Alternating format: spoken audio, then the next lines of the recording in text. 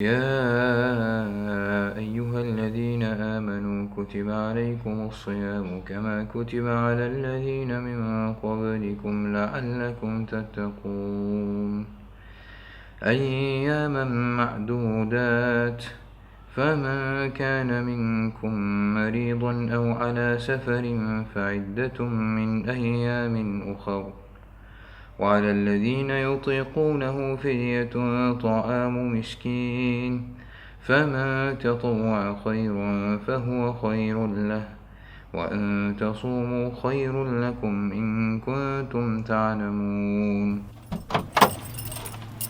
Okay. So hot.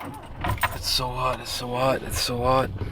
Alright, so what's Ramadan like in Egypt? Before we get into that, what is Ramadan? I mean, what's so special about it? Why is it like a worldwide occasion for Muslims? Why do people get all hyped about it? First of all, the fasting. I mean, it's a big deal. It's the main element of the month, and we do it for many reasons. First and foremost is because God ordered us to do so, and that's how we roll. I mean, that's the whole point of Islam. Islam is a religion of surrender. You surrender to what God says. And there's a very special passage in Surah Al-Baqarah, the second chapter of the Quran. It's called the cow. It speaks of Banu Israel, the Jews of the past. There was a murder. So, in order for them to know who the murderer was, God ordered them to slaughter a cow. So the Prophet Moses, he told them, God orders you to slaughter a cow. So they were like, are you kidding us? I mean, is your God taking us as a joke? I mean, so he's like, just do what you're told. I mean, so they said to him, ask your God, what does this cow look like? And they kept on asking and until God gave them a very, very specific requirement, which was Baqarah Safra Faqa'un lawnuha, like a bright yellow cow, a cow that doesn't do any labor, that doesn't do any work. It's a very specific cow. They could have just slaughtered any cow, but every time they'd ask something, God would specify even more. And then when they found the cow, it took them a long time, and it was hard for them to buy it from the person, the owner. And then God told them to hit, like to slaughter it, and then cut it up and hit the dead person with a piece of it. And then the dead person came to life and told them that this is the guy who killed me. The point is from the story, like, when God tells you to do something, just do it. Do it! It doesn't have to be convincing to you. God orders you to fast. So that's why you should do it. Afterwards, you can search for the meaning, you can search for the benefits, you can search for all the beautiful things behind the inevitable beautiful things that are going to be behind this order. So that's the first thing. Second thing is, you know how your body gets nutrition? Your soul also gets nutrition. So the way that you give nutrition to your body is through food and drink and stuff. So how do you give nutrition to the soul? Your soul gets nutrition when your body doesn't. غذاء الروح. ما ترجمتهاش دي. Soul feeding. Soul feeding. صح. صح ازاي يعني؟ Food for the soul.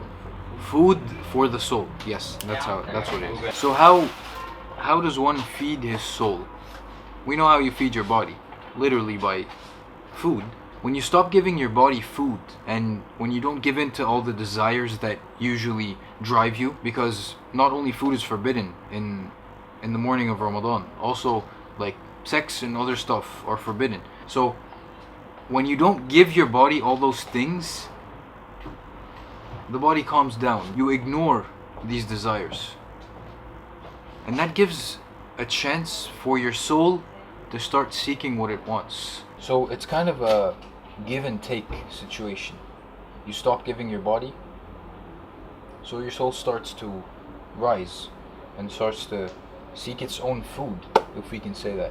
Food for the soul. That's one of the very special reasons about fasting. I mean the part where you fast so you can feel the pains of the poor people. I mean that's also relevant. But the thing is, it's not the main thing because poor people also fast.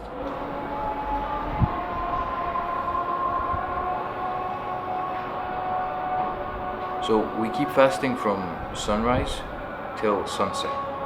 Then as soon as we hear the adhan, we break our fast. Then we go to pray, and then we come back, and then start to eat. And the beauty about this is, like, it's a good chance for family to meet up. It's a good chance, to go to the people that you haven't seen in a long time. It's a good chance to meet up with friends, have a good time, talk about stuff, pray together. في الكتاب مريم إذ انتبذت من أهلها مكانا شرقيا. And prayer is probably one of the most important aspects of the month, because after Isha prayer, you pray Taraweeh or Qiyam. You pray for a while. The thing about Ramadan is the deeds, the good deeds, they're multiplied.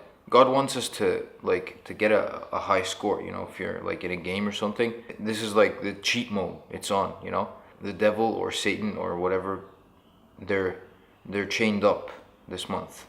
So you get a better chance of not doing bad things, If you're thinking of doing something bad, that's all you. That's all on you. And since the deeds are multiplied, also the sins are multiplied. Because if everything is easy, then why would you do something bad? You gotta be punished a bit extra for doing bad things when everybody's doing good things, Now, after Isha prayer, you have maybe 4 hours before sunrise.